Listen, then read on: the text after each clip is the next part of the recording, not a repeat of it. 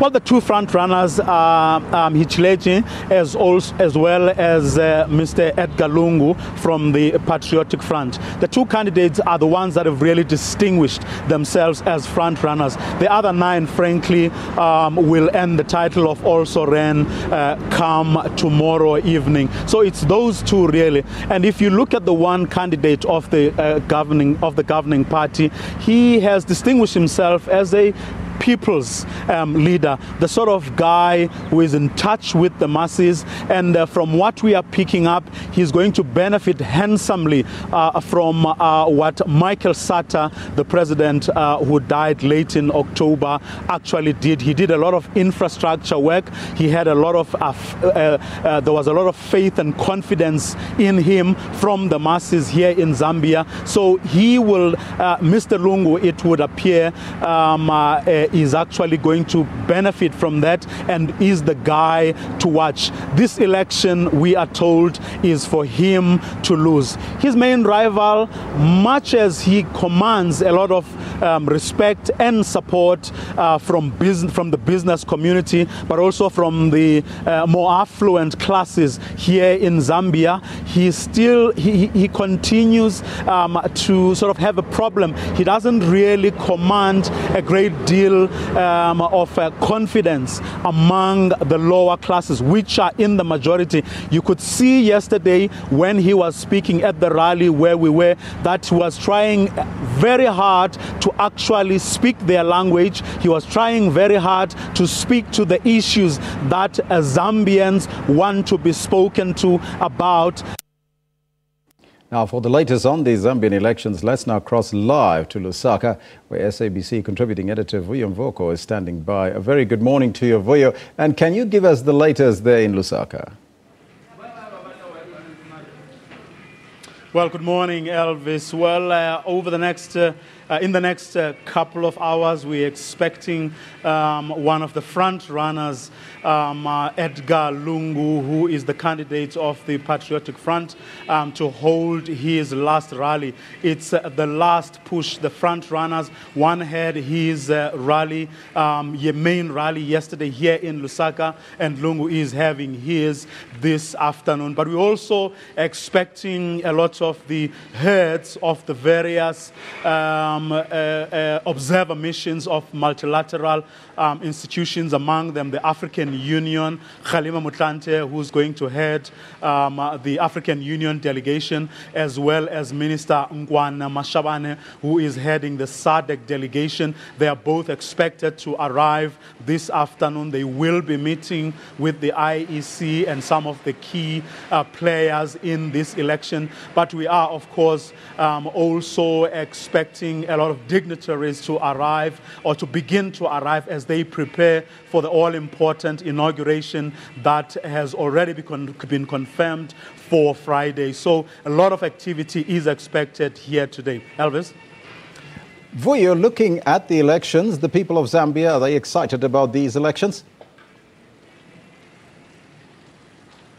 They are very excited, especially young people and women. From what we've been seeing in the streets over the past couple of days that we've been here, there's a great deal of excitement, there's a great deal of expectation, and it would seem that Zambians know exactly what it is that they want from the candidates who are running this election. Because as much as there are 11 people who are contesting this by-election, 2 are the real contestants who are the front runners. The rest really will be also runs come tomorrow evening. What do we know about the front runners?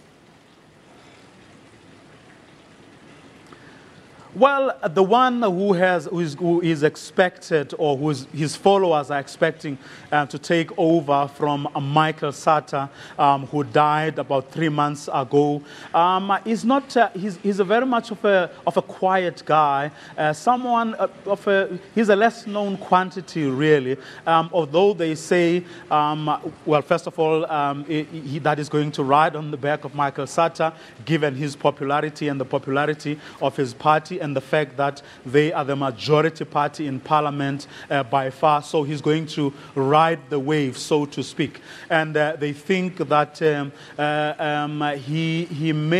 he's not his own person. And some of the reasons that have been advanced for that is that he derives his power and influence a lot from the various powerful groupings within the governing party.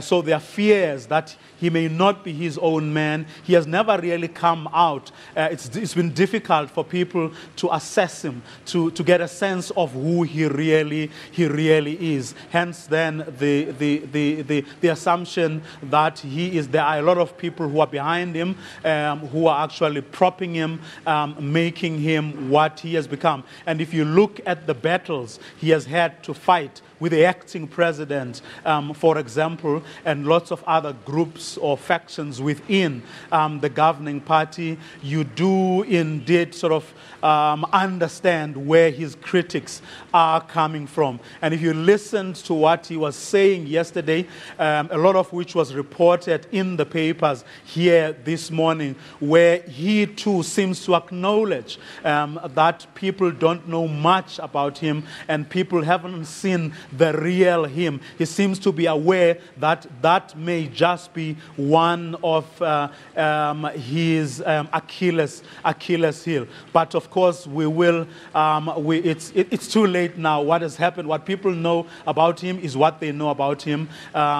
They will vote for him depending on what they know. There's no more time for him to correct whatever wrong or whatever wrong impressions that may have been created about him. His rival, on the other hand, is not as popular as he is.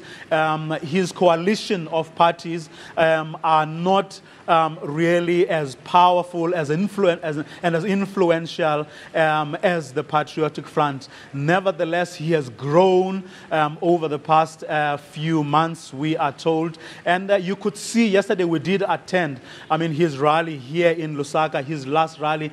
You could see that he was trying really hard to connect with the masses, because as his own people admitted to us afterwards, that was his problem, because people see him as someone who's close to the affluent sections of the population, someone who's close to business in Zambia and who's not really in touch. And politics, as we all know, is a numbers game. So if he cannot command the support and the trust of the masses, that is where he's going to lose this election. A decent guy, we are told, but Zambians really don't know much about him, and the one cloud that is hanging over him is that he cannot connect with his masses.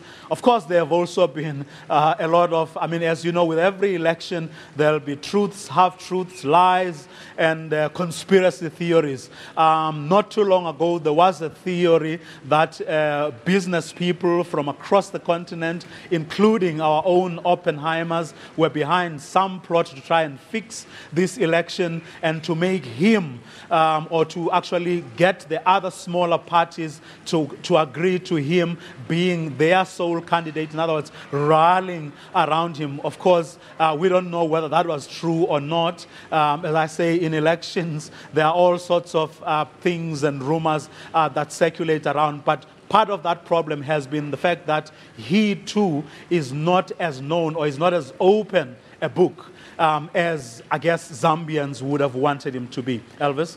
Polling booths a few hours away from now. Any word from the Electoral Commission of Zambia in terms of the state of readiness?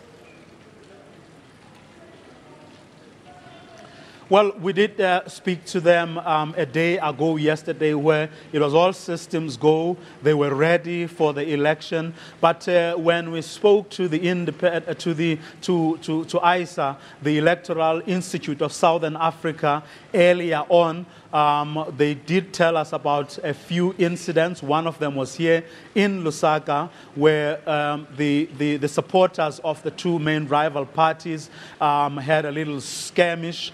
Of course, we were told that it was nothing serious, but part of what we have seen, in other words, a relatively incident-free run-up to this election, we are told, is that when the Independent Electoral Commission picked up some problems, they immediately reined everyone in. They immediately called everyone in, read everyone the Riot Act, but also got the churches, which are very big here and very influential. So they got them to speak to the politicians, to go around constituencies, telling them that they mustn't spoil the fun. Zambia is known as a peaceful country, and nothing, there's not going to be any rigging, so they mustn't spoil the fund by really introducing other things. But of course, the main problems really were intra-party conflicts, not so much party-to-party arguments or that sort of a thing, which on the one hand made life a little easy for the Electoral Commission Vuyo. and other stakeholders, but which also meant that they could, the IEC and other stakeholders like the churches could deal with the problems fairly easier and quickly. Vuyo, thank you so much for that update. Very important elections there in Zambia. That was SABC's contributing editor Mvuyo Mvoko in Zambia.